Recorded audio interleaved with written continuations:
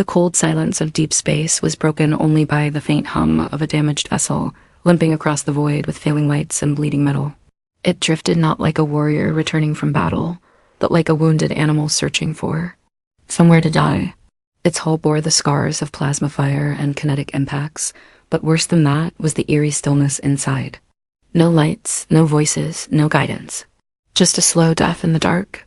Inside, tangled among shattered systems and broken conduits, was something breathing barely.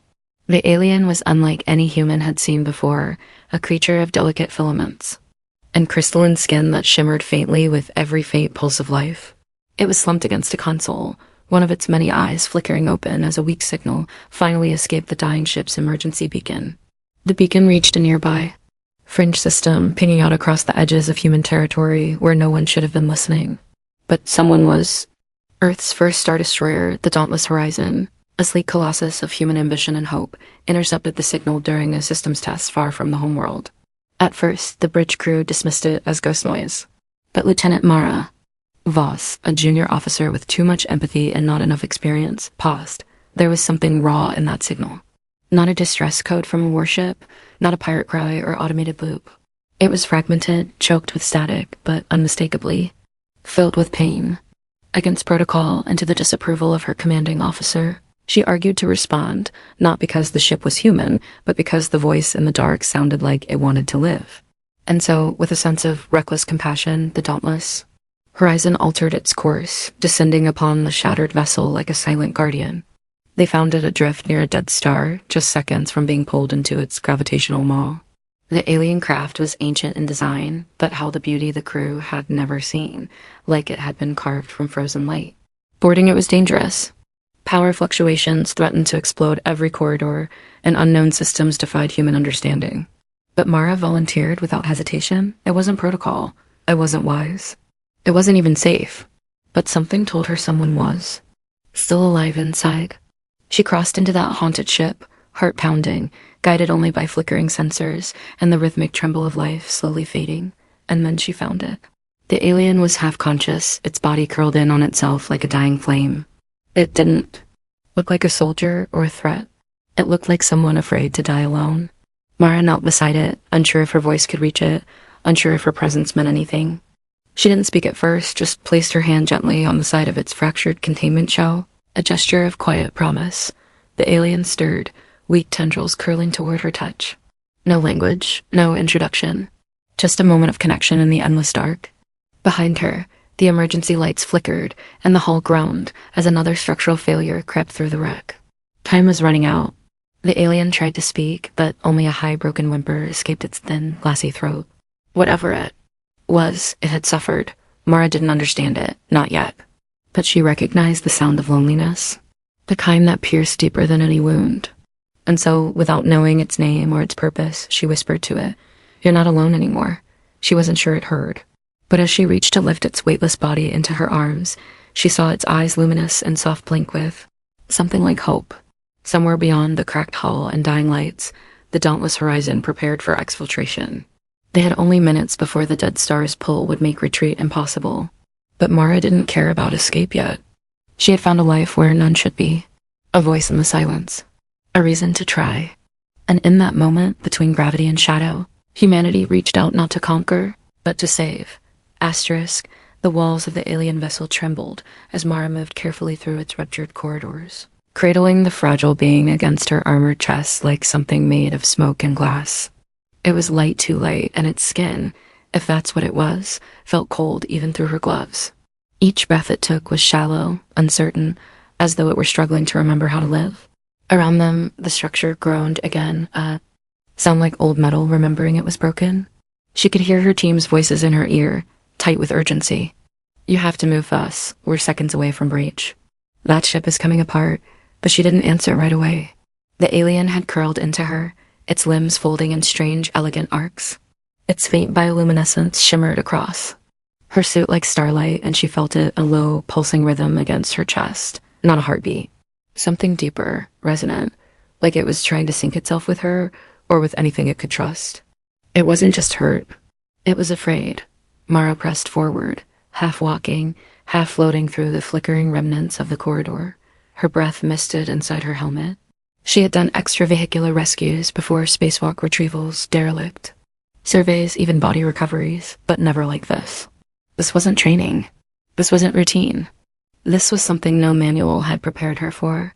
A silent life form, unknown and unseen, clinging not to safety but to the warmth of a stranger's kindness. She spoke softly, instinctively, not knowing if it understood. "We're almost there. You're going to be okay." The alien gave no sign of comprehension, but it tightened its body around her like a dying flame shielding itself from wind. At last, she reached the breach point. Airlock clamps snapped shut behind her, and the door hissed closed with the groan of ancient hydraulics. Beyond the threshold, medical officers waited, gear ready, stretchers prepped. But when they moved toward her, the alien reacted weak but sudden. Its limbs trembled, tendrils flaring outward like a shield.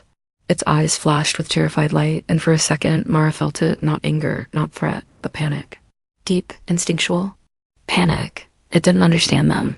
It didn't trust the suits, the tools, the language, but it trusted her. Only her. Mara raised a hand. "Back off. Give it space." The medics hesitated, uncertain. She stepped forward, still holding the creature, voice firm but gentle. "It's in shock. It doesn't know us. It needs calm, not poking and scanners." The med officer frowned. "We need to stabilize it, boss. It might be infectious. We don't even know if it breathes oxygen." Mara turned slightly, shielding the being with her body. "It's breathing now." That's enough. It wasn't protocol. It wasn't chain of command. But something in her eyes silenced further argument.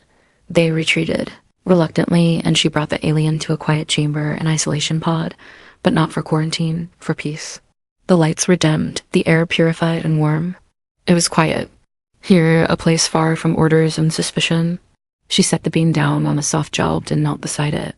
It watched her now, its gaze slowly adjusting to light and movement. There was intelligence there, confused, but sharp, and pain. Pain etched into every movement, every tremor of its translucent frame. She removed her helmet slowly, showing her face, her eyes, her vulnerability. "I'm Mara," she whispered, her voice low and steady. "You're safe, I promise." The alien didn't speak, but something shifted.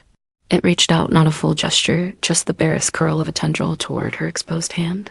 She didn't flinch. She let it touch her. Its skin shimmered where it made contact, not hot or cold, but humming with unfamiliar energy. The moment lingered, delicate and profound. Later, she would learn its physiology didn't match any known database. Its blood was metallic, its neural pathways crystalline, and its language, if it had one, was buried in light pulses and tonal patterns no translator could break. Yet somehow it understood her, not through words, but through presence. Through feeling. Through that simple, impossible fact that a human had chosen to carry it from death into life, not out of duty, but because she couldn't leave it behind. Command remained skeptical. Some wanted it in containment. Some wanted to study it. Others whispered of threats, viruses, sleeper agents. But Mara stayed near, defying orders quietly. She shared meals beside its pod, even if it didn't eat. She hummed old songs softly when she thought no one was listening. And each day, the alien grew stronger. Not just in body, but in trust. It started to mimic light patterns when she entered. It moved less like something broken and more like someone listening. Slowly, Mara began to realize this was no ordinary survivor. It was something precious, something hunted, something deeply, terribly alone, and perhaps most painfully, it had reached out to humans, not because they were the closest, but because they were the last ones left. Time passed in slow waves aboard the dauntless horizon, and with each quiet hour, the distance between two beings from different corners of the universe began to shrink. The alien, though it still could not speak or write, began to respond in ways unmistakable. It would lift its gaze when Mara entered the room, pulsing with a soft lavender light that had become its way of expressing calm, or maybe trust. It no longer recoiled when others approached, though it only allowed Mara close. And sometimes, during the quiet hours between shifts, it would sit upright in its pod, facing her directly, motionless but intent, as if trying to memorize every detail of the human who had carried it through fire. Mara had never been much for silence. She talked too much during missions, often filling the void with old stories, irrelevant details, or nervous jokes. But now, she found herself growing quiet around the alien. Not from discomfort, but from respect. Because it listened without ears, and it responded without words. Sometimes she would speak anyway. About Earth, about oceans and trees, and the sound of rain hitting old rooftops.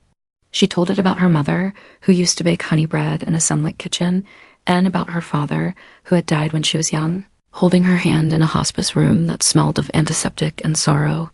The alien would tilt its head, blinking, softly, as if it didn't understand death, but understood grief. She never expected to cry in front of it. But one night, after receiving word that a crewmate had died during a recon mission, Mara stayed in the medbay longer than she should have. She sat beside the alien's pod, eyes raw and voice hoarse, her hands clenched into fists. "We risk everything out here," she murmured. "And for what? Command tells us to explore, to fight, to expand. But they never tell us what it costs."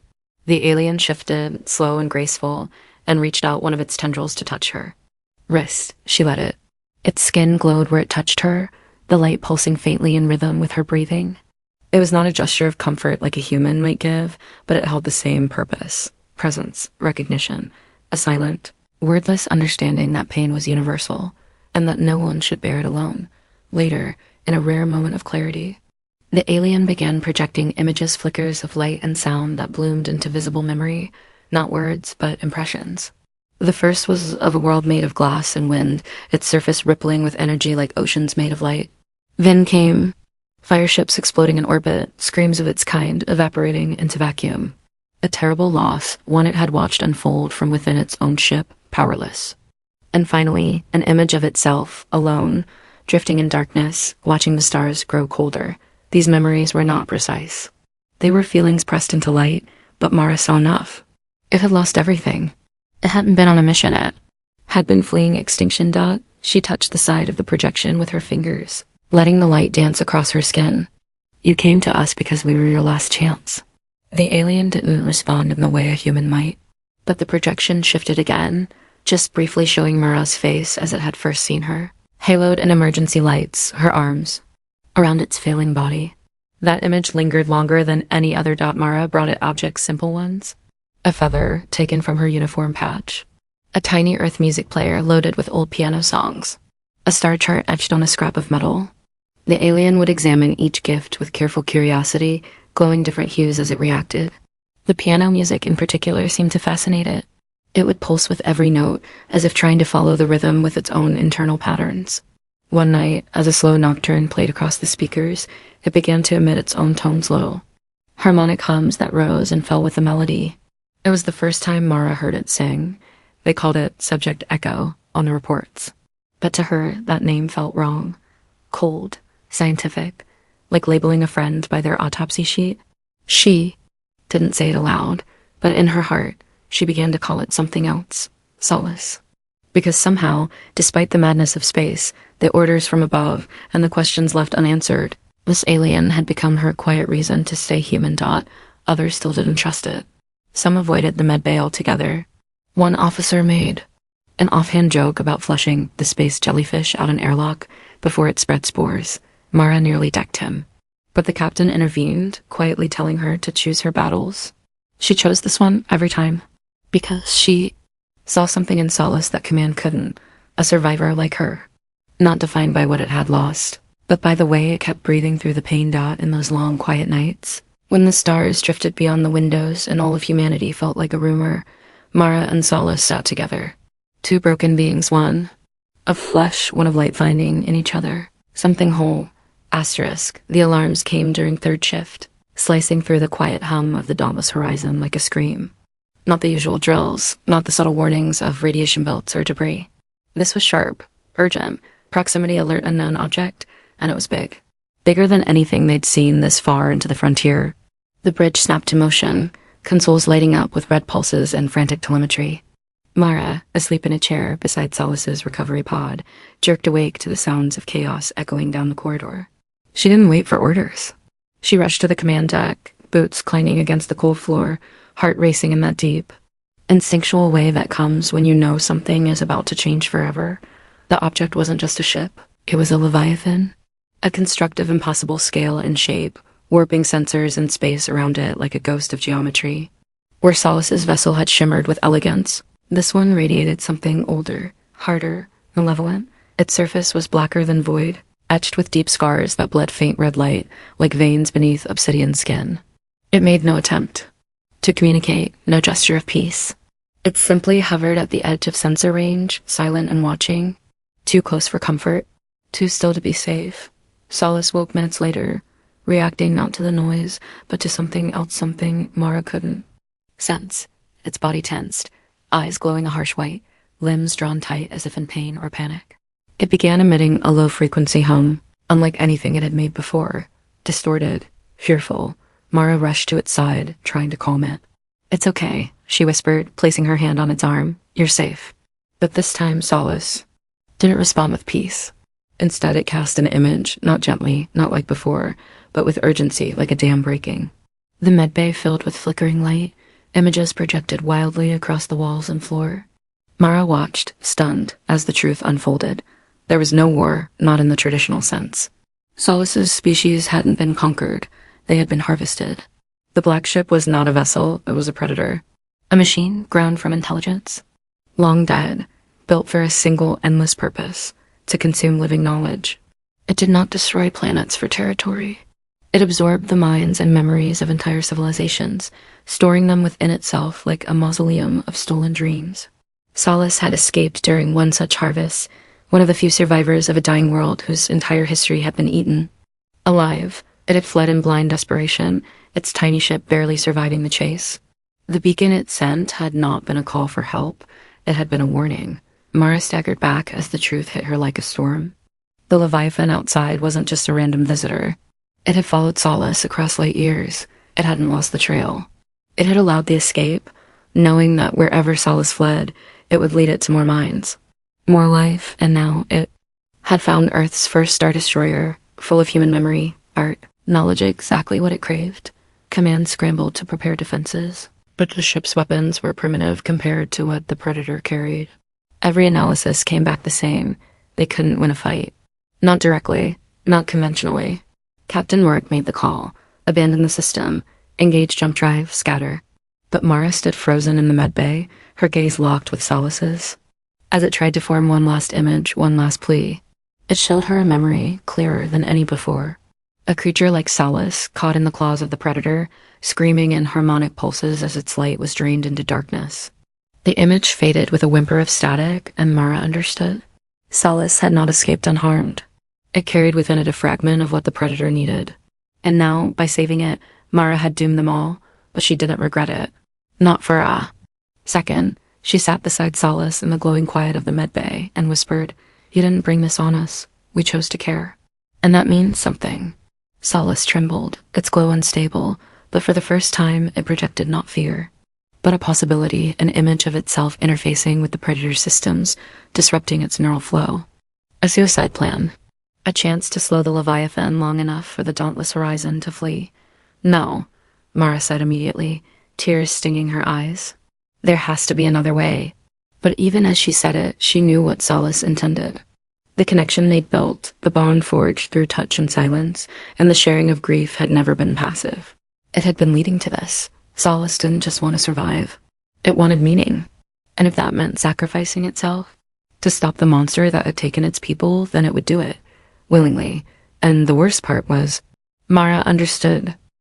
The ship's lights dimmed again as the Leviathan began to approach. Slowly now, like a predator drawing close to scent its prey. The time for questions was over. The truth was out. Solace was not the threat. Solace was the answer, and now humanity had to decide if it would return that courage. With sacrifice of its own. Asterisk, the ship groaned as the gravity well deepened. The black Leviathan pulling not just on their vessel's mass, but on every heart aboard the dauntless horizon. Its presence was like a sickness felt before seen, heard. Before explained, lights flickered across the hull. Time itself seemed to hesitate in its pull. And in the command chamber, no one breathed easily. The Predator made no moves to fire, yet every scan painted the same picture. It was probing, learning, unfolding its mind in long, spindled tendrils of data so dense, even the ship said I couldn't translate it. It was not a ship in pursuit of conquest. It was a collector. It had followed a trail of memories across dying stars to this place, and now it had found an entire vessel of minds ripe for harvesting. Solace lay in the medbay, still glowing faintly, its form flickering with something close to fever. The stress of proximity to the Predator had begun to degrade its cells, unraveling, energy coils fraying, It was dying already. The predator wasn't just following, it was feeding off Solace's proximity, draining it from a distance like heat. From a fire. Mara knelt beside it, both hands gripping its thin, shaking limbs. "You can't go to it," she whispered. "There has to be another way. Let us fight. Let us try." But Solace projected another image, not violent, not frantic. Just quiet and final. A vision of itself flowing into the data lattice of the predator, causing interference, confusion. A brief window, enough to let the dauntless horizon escape. Not enough for Solace. Captain Work entered then, his face a storm of impossible decisions. "Voss," he said carefully, "your friend has offered us an opening. Our science team believes it might work. It's not certain, but it's the only plan on the table that doesn't end with all of us gone." He didn't look at Solace as he spoke, only at her. "You know it better than any of us. If you think it's sincere, we'll let it try. But this choice, it has to be yours." Mara looked at him like someone waking from a dream. "You're asking me to give it permission to die?" He hesitated. "I'm asking you to tell it what we all already know." But she wasn't ready. How could she be? After all the silence, all the quiet companionship, the healing, how could she nod and watch it burn itself away just to buy them time? She looked back at Solace. Its glow was faint now, but steady.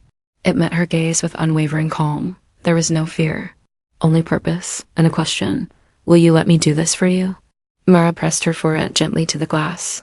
"I didn't save you just to lose you again," she whispered. "Not like this." But Solace's light pulsed 3 soft flickers, one long, and Mara finally understood. It wasn't offering its life out of submission. It was offering it out of love. Not romantic, not human, but something deeper. The kind of love that emerges only when two beings share their pain and still choose each other. Solace wasn't just doing this because it was the only way. It was doing it because it had seen what humanity was capable of and believed they were worth saving. And so, Mara did the unthinkable. She nodded. The engineering bay was reconfigured in record time. Solace was transferred, gently and with great care, to a reinforced data matrix where its neural patterns could be uploaded directly to the ship's transmission coils. They were going to project its consciousness into the predator just for a moment, just long enough. But the process would erase it completely. No body, no backup. No return. As the ship prepared for the jump, Mara stayed with Solace to the end. She held one hand against the glass as technicians wired conduits into the alien's glowing body. "You're the bravest soul I've ever known," she whispered. "And if this works, you'll save everyone on board. You'll save Earth." Solace lifted one tendril and gently touched her hand one last time. It didn't speak. It didn't need to. The light that passed between them said everything. The countdown began. Engines charged. The crew held their breath, and then, just before the final sequence initiated, Solace cast one final image, brief and beautiful. A memory of Earth it had never seen. Drawn from Mara's stories, green hills under sunlight, oceans glittering like mirrors, children laughing in the wind. It looked to Mara one last time. Then the light exploded outward.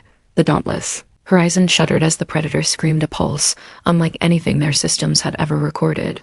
The Leviathan twisted in space, writhing as Solace flooded its consciousness, not with attack code or viruses, but with empathy. With all the pain, beauty, and hope Solace had seen in Mara and her people. It was not designed for emotion. It had no defense for grief, for love, for sacrifice. And so, for a single, precious moment, it faltered. Mara stared through the viewport, eyes wet with awe and agony. The jump drive engaged. The dauntless horizon vanished into the dark. Solace was gone, but its final message lingered in the data logs. A single pulse of translated code. "You are worth saving." Asterisk. The stars were silent when the dauntless horizon emerged from jump, trailing fragments of its former self through the dark. Scorch marks rippled down the outer hull, and half the sensor array was gone. Crew members staggered through smoke-filled corridors, dazed but alive. Alarms rang low and constant, like a ship still crying for something it couldn't name. In the medbay, there was no light from Solace's pod. It sat cold and empty, the transparent casing still bearing faint impressions of its body. Mara stood beside it, her face expressionless, her hands trembling as she reached out and touched the place where Solace had last made contact. Nothing happened. No pulse of light. No final whisper. Just stillness. A void where once there had been quiet, gentle courage. The captain's voice echoed across the intercom, tight with control. "The alien construct is no longer in pursuit. We don't know why, but we owe our survival to the entity Voss recovered. We move now to human territory. Set course for the border gate at Alpha Glees. No one cheered. There was no joy in this victory, only weight. Only absence, but Mara did not return to her station. She didn't leave the med bay. She stared at the empty pod as the hours passed, lost in the echo of everything that had been given and everything she could never return. The ship hummed around her, alive but hollow, its victory steeped in silence.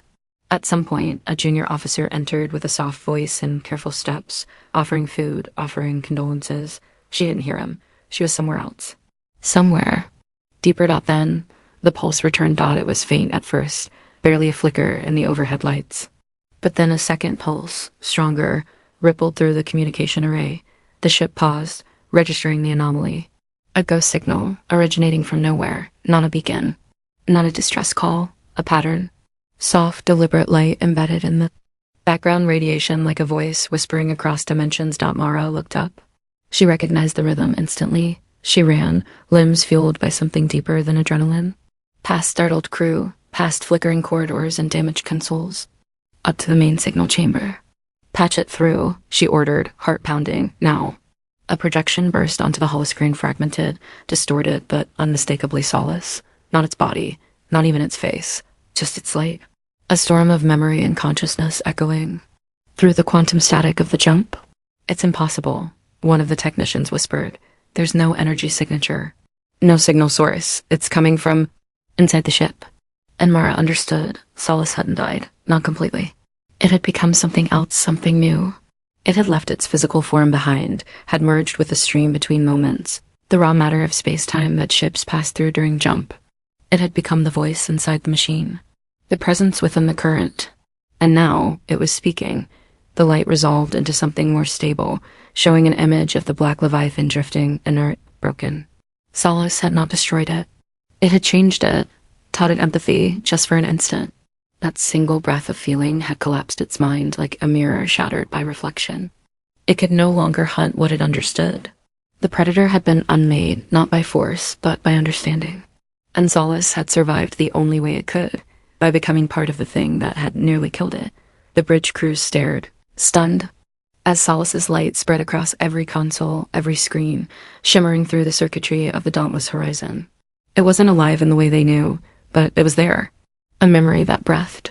A conscience in the ship's bones. Mara stepped forward, tears tracking down her cheeks, and placed her hand on the console. The light met her, soft and warm. No words.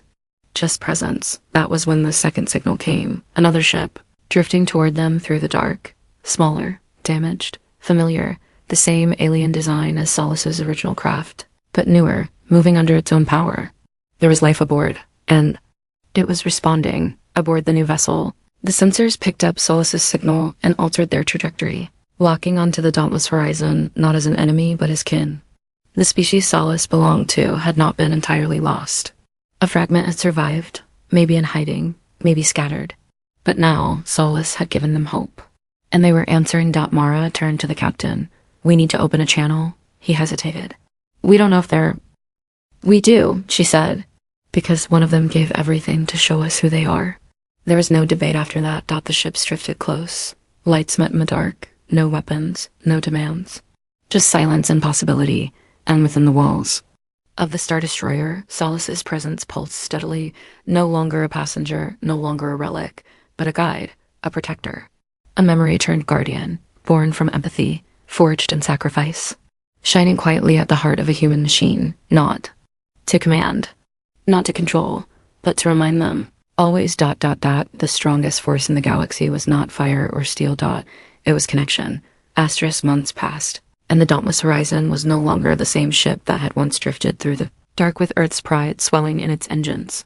It bore new marks, now scars, not from battle, but from choices. Its hulls had been rewired with unfamiliar materials. The lights pulsed in slower rhythms. Even the air felt warmer, somehow more alive. The alien ship had docked weeks ago, quiet and respectful, its crew never stepping foot aboard without permission. They communicated in lights and harmonics, hesitant at first, curious always. And it was clear from the start they had not come in conquest or desperation. They had come because of Solace. Because it had called them. Because it had found in humanity something worth reaching for. Solace never returned to a body. It remained. In the circuits of the Dauntless, in the fusion hum, in the flicker of the control panels, in the subtle flick of lights when someone said its name aloud. It was there in the long nights, when the crew thought they were alone. In the moment when the AI warned of a solar flare 10 seconds too early for code, but just in time for instinct. It was there in the quiet hum before sleep, when Mara would walk the corridors alone, and the lights would brighten just slightly beneath her feet, like a hand leading her gently forward. A diplomatic corridor had begun, cautious talks, shared maps. The alien crew, graceful, glowing beings, remained on their ship, but they brought gifts of their own, memory crystals, harmonic texts, star charts that spanned regions humanity had only dreamed of. They taught not with words, but with stories. Folded into light, they called solace by a name that had no human syllables, but which roughly meant the one who chose the light over the silence. They honored it, and they honored Mara, too, not as a warrior, but as the first who had reached without fear. The captain had tried to recommend her for a medal. She refused it. Instead, she spent her days walking with the alien envoys, helping translate between the ship and the humans, between gesture and glow. And sometimes at night, she would sit by the old pod now empty, kept in a quiet chamber of the med bay, and speak to the light that flickered faintly above it. She didn't ask questions anymore. She didn't need answers. One day, Earth called. Not with orders, but with wonder. We've received your transmissions, the alien culture, the peaceful contact, the consciousness living in your ship. There was hesitation on the line, and the method of survival it used. Uploading empathy, it's changed how we see things, how we fight. We've begun rethinking protocols, even reworking AI code. Mara listened. Then she said, gently, it wasn't just survival. It was love. There was silence. Then the voice replied, quieter now. We'd like to learn more. So she told them. Told the world. Told every system within reach that strength was not only in reactors and engines. That resilience came not from resisting pain, but from letting it shape you into something kinder. She told them of a being who had watched its world die and still chose to save strangers. She told them of a ship that was supposed to be a weapon, but had become something else, an ark, carrying memory, carrying peace. And finally, she told them of a moment between two souls who had nothing in common, except the unbearable ache of not wanting to be alone anymore. The Dauntless Horizon became legend, not because it won a war, but because it helped avoid one. Other ships were built in its image, but none carried solace. That was something unique, something sacred. Mara remained aboard for many years, becoming not a commander or a scientist, but a storyteller. Her voice echoed through deep space channels, carried in soft broadcasts that some aliens began to repeat back, even if they didn't understand the words. They heard the emotion. They heard the truth. One day, decades later, the Dauntless Horizon was retired, not dismantled, not scrapped, but set into orbit around a quiet moon near a young colony world, its systems still humming with solaces. Presence, a monument, not to conquest, but to care. Children visited it. Scholars studied it. Pilgrims walked its halls, and late one evening, as the stars turned slowly overhead, Mara, old now, slow in her steps, returned one last time. She sat in the empty med bay. She placed her hand on the cold pod dot, and the lights blinked gently in. Greeting. I'm still here, she whispered, still listening. The lights shimmered softly. Then she closed her eyes, and the hum of the ship wrapped around her like arms. In the vastness of space, among so many brutal silences, one truth had echoed louder than all the rest. To be human was not to conquer. It was to care, even when it hurt. Especially when it hurt.